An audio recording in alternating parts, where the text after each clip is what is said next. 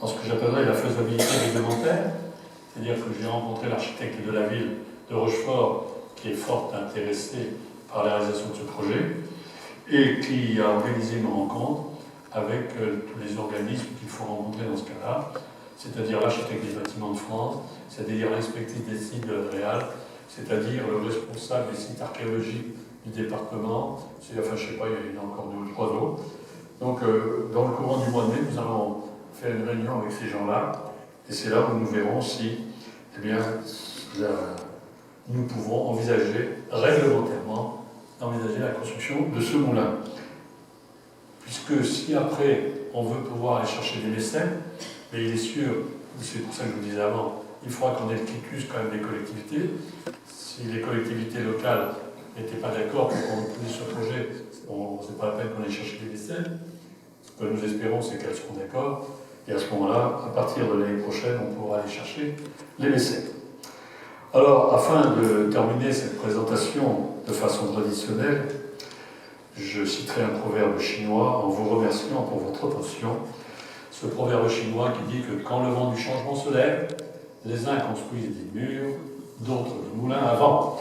Voilà. Ce proverbe est inscrit, je l'ai inscrit sur une nouvelle aquarelle que vient de nous faire Jean Bélis. Jean Bélis est un artiste qui vient de nous faire cette aquarelle à partir d'une photo que nous lui avons envoyée, une photo de 1866.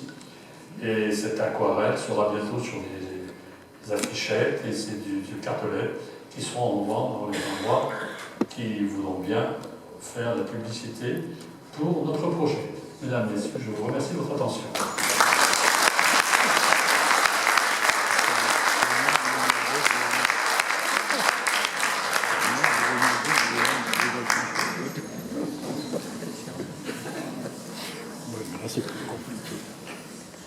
Je serais tenté de dire quel beau projet.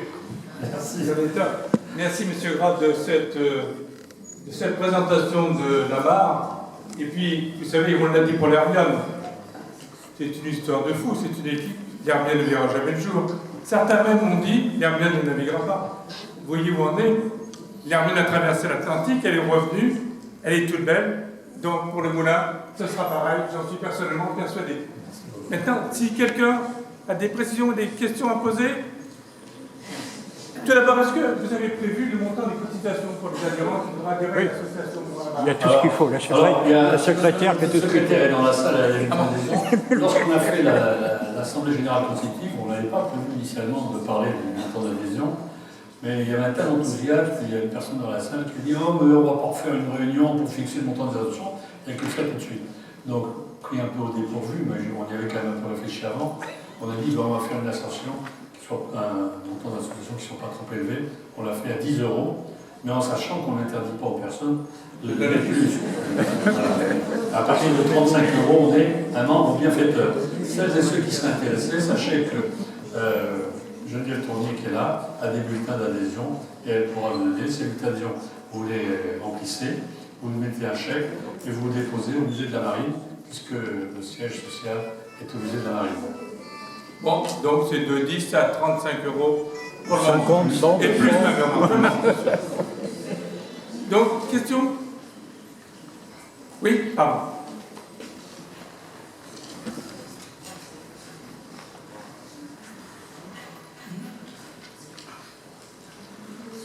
Est-ce que vous pourriez nous donner les dimensions d'emprise au sol? Est-ce que vous avez parlé de 31 mètres de hauteur, oui. L'envergure et puis la surface au sol? Le rayon, c'est 12 mètres. Le diamètre, pardon, 12 mètres. Voilà. 12 mètres au sol. Non, c'est sûr que ça va. Le moulin, comme on dit, il est sûr que le laine noir au plan qui existait, qui était à côté avant, on pense, nous, c'est une suggestion qu'on a, c'est de l'utiliser éventuellement pour faire un hall d'accueil, un hall d'information. Enfin là, c'est pas encore défini et c'est des choses qu'on va voir avec l'architecte des bâtiments de France et tout ça. Un point dont je ne vous ai pas parlé, et si j'en parle pas, je vais le faire remonter, c'est que vous avez vu que le moulin il est situé sur le jardin des Vautours. Et le jardin des Vautours, il a été fait par M. Bernard Ressus. Donc il est sûr qu'une fois qu'on va avoir vu des autorités réglementaires, je veux dire, la DREA, l'architecte des bâtiments en France, tout ça. Là, on sera obligé, même s'il n'y a pas une obligation juridique, au moins une obligation morale, d'aller voir M. Bernard Rasmus pour lui dire, voilà, sur le périmètre de votre jardin des retours, voilà la construction que nous envisageons d'entreprendre. Alors, j'étais hier à la Cromar, côté de la Cromar, et c'est vrai que si on imagine le moulin Hubert dans la direction, dans l'alignement de la Cromar, donc de l'Hermione et de la Corderie, c'est effectivement un endroit rêvé pour installer ce moulin. C'était d'ailleurs son emplacement presque, son emplacement d'origine. Tout à fait, tout à fait. Et de toute façon, quand on est allé sur place, on s'est bien rendu compte que l'emplacement qu'on est en train de choisir, il est pile dans l'axe de la Charente, ce qui fait que là, tous les vents, on prendrait bien le vent. Enfin, c'est sûr que nous, quand on y passe par là, on le voit, quoi. Ce sera le modèle à 6 roues. 6 ailes. Ah. Il y avait quelqu'un, je crois. Oui, je voudrais savoir, si c'est possible de vous expliquer, pourquoi l'estuaire de la Charente s'en va Pourquoi l'estuaire de la Charente s'en va? Comme tous les estuaires. Quand on est parlé avec Isabelle Brenan, elle m'a dit que c'est un phénomène naturel, c'est-à-dire que c'est le mélange d'eau douce et d'eau de mer qui systématiquement crée de la vase. Donc c'est la seule réponse que j'ai à vous donner. Mais j'avoue que je n'ai pas pu pousser la réflexion, mais c'est ce qui m'a été dit. Monsieur le président, ici maintenant, c'est toujours intéressant d'avoir votre avis, surtout que vous êtes un peu à l'origine du projet. Excusez-moi, je m'appuie parce que je suis moins solide que le projet du moulin.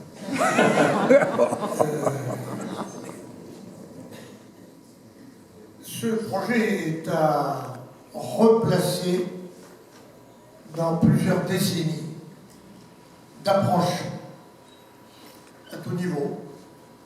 Les élus, bien sûr, des associations, des particuliers, sur des recherches qui ont été faites quant à cette histoire étonnante de la réalisation de l'arsenal de Rochefort en 1666. Alors, il ne faut absolument pas que s'installe dans nos têtes une idée de projet inaccessible. C'est pas ça du tout. Si je remonte, moi, 50 ans en arrière, l'accessibilité aux idées qui pouvaient naître de telle ou telle personne, de tel ou tel élu, eh bien, la notion de temps est extrêmement importante. Pour vous donner une idée, les premières réflexions sur l'Hermione, c'est aux environs de 1990, plutôt un peu avant. Plutôt un peu avant, on partait de la Corderie. La Corderie est faite très bien, mais il y a quand même un très gros manque. À Rochefort, c'est un bateau, on n'a pas de bateau. Puis c'est comme ça qu'est venu, au fil des années, lentement, toujours lentement, comme le cours de la Charente. Et puis toujours, jusqu'à maintenant, les choses ont abouti. Alors le projet du moulin, aujourd'hui, déclenche, je crois, un intérêt colossal. La salle est quasiment pleine. Et c'est très encourageant d'ailleurs pour Pierre Gras et toute son équipe. Mais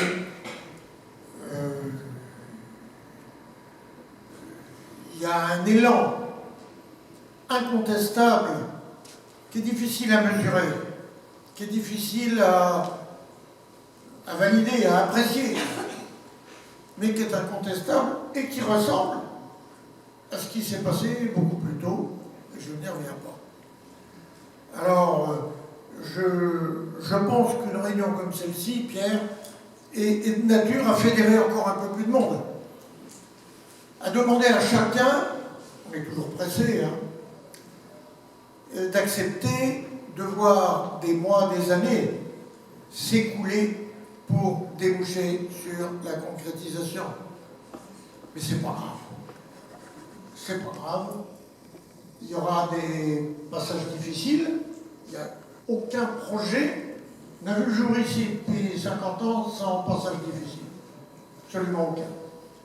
Et ça va continuer, mais il ne faut pas que ça démobilise les personnes qui sont là aujourd'hui et celles qui viendront nous rejoindre demain. Alors moi je suis très heureux pour Pierre et son équipe de voir le monde qui est là cet après-midi. Il fait un temps magnifique, on serait bien dehors sur les bords de la Charente, à aller voir l'espace où le moulin mettra. Ah non, on est là, parce que le moulin il était là aussi cet après-midi. Merci.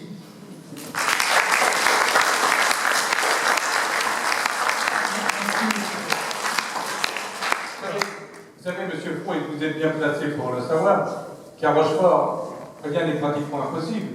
On vient toujours, on part sur la lancée de l'Hermione, et c'est très bien, les gens sont motivés, il ne faut pas laisser retomber l'ambiance. Et donc, dans le feu de l'Hermione, c'est très bien de lancer ce projet du Moulin d'Arsenal, qui permet d'ailleurs de redonner l'Arsenal de Rochefort toute sa splendeur d'antan. Et, enfin, personnellement, je suis convaincu, mais je suis convaincu de Rochefort de façon générale. Mais c'est un beau projet, je pense que ça retirera l'attention de pas mal de Rochefortais, et parce que c'est beau dans la lignée, c'est écologique, ça permet d'utiliser une forme de radeau à des frais sans utiliser d'énergie extérieure, et je pense que c'est une bonne chose. Personnellement, je pense que c'est une bonne chose. Question? Oui. Au sujet? C'est un moulin à base fixe ou à base de bâtiment? Base fixe. La base fixe, mais la partie en retour. Moi, c'est simplement sur l'emprise au sol. C'est apparemment sur les gravures, sur la photo de l'époque, on le voit posé sur un quai. Ouais. On pense qu'en dessous, il doit y avoir des pieux perdus. Et si vous regardez la marée basse, quand la marée descendante, il y a une plateforme en béton, et vous verrez, je veux dire, pour l'instant, on est dans la période de recherche, hein, on a l'impression de trouver fixé le long de ces montants en béton comme des pieux. Et on pense qu'il va être mis sur des pieux perdus. Mais tout ça, c'est le travail qu'on est en train de faire actuellement.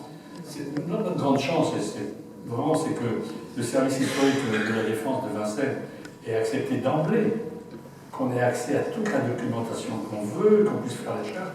Et je peux vous assurer que les collègues du groupe Histoire qui vont là-bas, c'est un vrai plaisir d'y voir, parce que les recherches, il n'a pas publié cet après-midi, mais je pense à Robert Lezay notamment. Et à chaque fois que je le croise dans la rue, il me dit « Oh Pierre, j'ai encore trouvé quelque chose !» Non, c'est vraiment le sens. Non, on est vraiment dans... Pour nous, cette année, c'est vraiment l'année de la recherche, d'asseoir le projet, de façon qu'on puisse dire aux collectivités locales, à la fin de l'année, voilà, ce projet, voilà comment on le voit. Techniquement, il est faisable. Il devrait, pour la construction, c'était temps. Pour son fonctionnement futur, on estime que le budget prévisionnel, ça sera ça. Voilà. J'espère, pour ne rien vous cacher, la réunion dont je vous ai parlé avec les instances réglementaires, c'est le 17 mai. On espère que le 17 mai, on va nous dire, bah oui, écoutez, on ne voit pas d'inconvénients réglementaires à ce que vous lanciez dans cette aventure. Donc je veux dire que nous, ce qu'on veut, c'est ça, c'est à la fin de l'année qu'on va être en mesure de. Alors il est sûr qu'après, le vice-président, la Michel Mété, qui est ici dans la salle, me dit, cette année, nous, on vit dans le bonheur. Tout ce qu'on fait, c'est le bonheur. Et pour reprendre un peu ce que dit Jean-Louis Froux, il est sûr qu'on sait très bien que dans quelques temps, il y aura des moments qui seront un peu plus difficiles. Mais si vous ne voulez pas ça, il va rester tranquillement, aller regarder la télévision, même s'il y a des émissions intéressantes sur Arte. Mais il n'y a pas le moulin encore. Je rappelle quand même que le concepteur du projet, de ce bout-là, Jean-Baptiste Hubert, je ne sais pas si vous avez relevé, mais il est entré à Polytechnique, il avait 16 ans et demi. C'est déjà quelque chose. Alors je vous incite d'aller à Yves, dans le cimetière d'Yves, parce que vraiment, c'est intéressant de voir ce mémorial avec sa femme est née au Rocher d'Yves. C'est marqué sur sa tombe. Ouais. C'était des gens du pays. Est-ce que les moulins hollandais à eau servent justement pour remplir Oui, il y a certains moulins. Ouais, les gens de la Fédération des moulins de France ont dit que ça sert, les moulins, avec les moulins à vent, ils arrivent à relever de l'eau. Voilà. S'il vous plaît, je voulais vous demander pour le fonctionnement, parce que je suis tout à fait ignorant. Donc, c'est la puissance du vent qui va empêcher la vase de... Non. Comment ça va se passer? Je vais essayer tout le... Je vais prendre un petit moment pour aller retrouver la vue.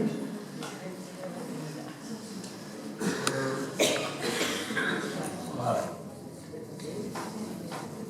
On voit rien. Voilà. Attends, je vais couper la Le lumière. moulin, le voilà. Hein.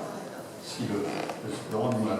Et à l'intérieur de ce moulin, donc il y a un système il y a les ailes qui font tourner avec des engrenages et autres, qui font tourner un axe vertical, lequel axe en bas, après avec d'autres engrenages, font tourner cet axe ici, là, qui est horizontal. Voilà. Okay. Sur cet axe, on est sur le dossier, si vous voulez, c'est-à-dire de concordage, comme vous voulez, qui va chercher un point fixe ici sur le bateau-port, qui va accrocher ici au bateau racleur. Du bateau racleur, il y a un autre cordage qui va ici sur un autre point fixe, et de ce point fixe, on revient sur l'axe du moulin. Donc, quand l'axe tourne dans un sens, ben, le bateau racleur se déplace, mettons, dans ce sens-là. Donc, il va de la forme de radeau vers le milieu de la Charente, et à l'intérieur du bateau racleur, il y a comme une grosse pelle qui est descendue. Et cette grosse pelle qui est descendue prend la vase qui est en suspension et la ramène, et puis un peu les petits copeaux de vase qu'il peut y avoir qui sont déposés, et la ramène dans le courant de la Charente. Voilà. Quand il est arrivé dans le courant de la Charente, on fait tourner dans l'autre sens, et le bateau revient, la pelle se relève, et le bateau revient vers cet endroit-là. Voilà. C'est-à-dire que le moulin sert de moteur. Voilà, le moulin apporte des énergies. Voilà, c'est tout. Alors, il est sûr que une des choses qu'on a dit, qu'on a dit avec le professeur, avec Pierre fait, le professeur de l'école des arts et métiers, il est sûr que nous, on va peut-être imaginer le fonctionnement, bien sûr, avec le moulin, mais on ne va pas se priver des énergies qu'il y a à notre époque. Si on peut mettre à bord une énergie, je ne sais pas, une énergie électrique ou autre, pour pouvoir améliorer encore l'efficacité du bateau racleur, on ne va pas s'en priver. Si vous voulez, on va faire un peu comme les principes de l'Hermione, c'est-à-dire on veut respecter l'historicité à fond, mais on ne va pas se priver des moyens modernes qu'on pourrait passer dessus pour être plus efficace. Il y a une question. Oui, bonjour. Je ne sais pas si vous connaissez la ville de Papenbourg, jumelle de Rochefort. Non. Et quand je vois la dernière vue que vous avez montrée avec ces moulins, je ne peux m'empêcher de penser à cette ville et savoir si vous pouviez, enfin, si c'est possible de se rapprocher d'eux, parce que je pense qu'ils doivent avoir une certaine expérience des moulins. Écoutez, je pense que parmi nos adhérents, il y a plein de gens qui font partie du comité de pilotage et qui vont là-bas. Toutes les aides, tous les rapprochements, tous ceux qui pourront contribuer à faire en sorte qu'on arrive à réaliser ce projet, on ne rejette, personne ne rejette rien. On prend. Monsieur Gratuito, on pose la question de savoir est-ce que ce moulin va faire du bruit? Je pense que oui. Je pense que oui. Tous les moulins. J'imagine mal que le moulin commence à fasse pas de bruit, c'est sûr. Comparativement avec les éoliennes, par exemple, qui ont des moulins modernes. C'est pas le même bruit. Mais voilà. Mais on pourra peut-être. Vous doutez bien qu'au moment où on parle, là, je dis, l'association a été créée le 22 septembre 2016. Nous sommes actuellement un peu plus de 300 adhérents. Voilà. Oui, un peu plus de 300. Depuis 2000, enfin, on va dire depuis mi-2016, on réfléchit à tout ça. Vous doutez bien qu'on a quand même pas mal de travail à faire, mais on se fait plaisir. D'autres questions? Oui, je pense qu'on entendra quand même. Il existe beaucoup de moulins à vent qui ont disparu mais qui étaient dans la Beauce. Notamment des moulins mais qui tournaient sur leur axe. Donc pas des moulins fixes comme celui-là avec la tête tournante. Par contre, il existait en Charente beaucoup de moulins avec le toit tournant sur la Seine. Et il y a un de ces moulins qui est à c'est Burley, voilà, qui a été après modifié, ranimé avec une machine à vapeur.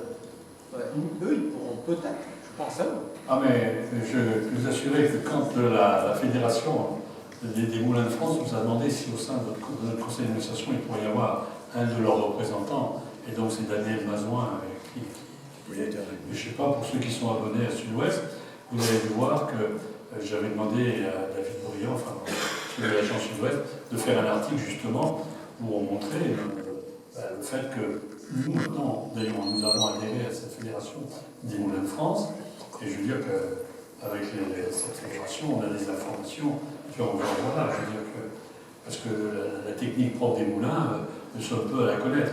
Alors Daniel Mazoin, il nous explique plein de choses, et on espère justement à partir du plan que je vous montrais tout à l'heure, le plan de la coupe qui a été fait, on va essayer de se faire un beau plan sur lequel on mettra les noms des pièces, parce que là aussi il y a des particularités, tout ça. Mais je veux dire, bon, le soutien de cette fédération des Moulins de France, pour nous, est énorme, parce qu'ils sont alors encore plus passionnés que nous, au moment de temps, pour tout ce qui est des moulins. Ils nous voient un moulin qui est en gestation et qui va peut-être se construire, ça les intéresse fortement. Donc là, côté là, ils nous ont dit, par exemple, qu'il y a un moulin avant qui a essayé de faire de l'électricité. Parce que bon, ça ne suffit pas de dire on fait de l'électricité, il y a quand même tout à concevoir à l'intérieur, et ils sont justement en train d'étudier, de voir comment ces choses-là vont se faire. Nous, on a... Bon, je veux dire, enfin, pour moi, dans ce projet, je dis il y a de l'enthousiasme, comme vous le disiez tout à l'heure, Jean Luffaut, et il y a aussi de la compétence. Je veux dire, il y a vraiment des gens compétents. Je suis sûr que le plan que je vous ai montré, le travail qui est fait pour rénover le plan, c'est quelque chose de remarquable, Mais il y a plein de choses comme ça qui se font et qui sont passionnantes. C'est vraiment un plaisir d'être dans cette association. Est-ce que vous embaucherez des bénévoles comme ils le font pour entretenir l'Hermione? Ça viendra peut-être. Pose la question d'abord. Pourquoi pas? Mais pourquoi pas? Il est sûr que ça fait partie, enfin, quand je vous dis dans le groupe exploitation touristique, comment on envisage les choses dans quelques années, si le moulin comme ça construit. Il est sûr que je pense qu'il y aura certainement un certain aménagement au sein de l'arsenal qui fera que, bon, ce sera un ensemble, que le musée de la Marine, l'Hermione, le Chroma, la Corderie, le musée, je veux dire, il faut que ça forme un tout. Je pense que demain, ça sera un tout, on ne pourra plus imaginer que chacun, enfin il me semble, que chacun est dans sa petite paroisse. Donc il est sûr qu'il y aura une formule comme ça de bénévolat. Mais il faudra aussi des professionnels, parce que les quelques adhérents qui ont fabriqué des moulins et qui connaissent les moulins disent à moulin, il ne suffit pas de dire, bon voilà, il y a le vent, puis ça tourne. Il faudra quand même, ça veut dire qu'il y aura au moins 2 ou 3 personnes qui vont être là. Quand le vent est trop fort, il faudra faire en sorte de débrancher pour que les ailes ne tournent plus. Enfin, non, mais c'est sûr. Et pareil sur le bateau récleur. Il faudra au moins 1 ou 2 personnes, c'est sûr. Et pour faire les visites, il faudra des guides. Donc, je veux dire, voilà, c'est le plaisir. Il y aura quelques emplois qui seront créés. Mais quand on n'est pas encore là, on espère. Et actuellement, même si on réfléchit, on avait une réunion hier soir justement pour réfléchir à l'approche des partenaires financiers, parce qu'on engagera la démarche vers les partenaires financiers que lorsqu'on aura l'assurance d'abord qu'on pourra le construire, et la deuxième, c'est que les collectivités locales diront oui, ce projet, on est d'accord pour qu'il se fasse, mais on a plein de réflexions à mener. On a de quoi s'occuper. Ceux qui veulent adhérer et qui veulent s'occuper d'esprit, avec plaisir. D'autres questions? Ouais, si tu veux. Écoutez, ce troisième projet, après la Corderie, l'Hermione, pour les Rochefortées, au moins, était un peu inattendu, et je pense qu'il sera reçu avec autant d'enthousiasme que les précédents. Avec sans doute moins de scepticisme que tout à fait au début, parce que ceux qui ont eu l'audace de restaurer la Corderie ils ont soulevé beaucoup de scepticisme. Ceux qui ont envisagé l'Hermione, peut-être un peu moins, et puis apparemment, il y a encore moins de scepticisme. Si vous profitez de la dynamique qui a été propulsée, enfin, qui a été engendrée par les deux premiers projets. Voilà, en tout cas, je pense qu'ici, tout le monde vous souhaite bon vent. Hein, c'est ce qu'on peut vous dire.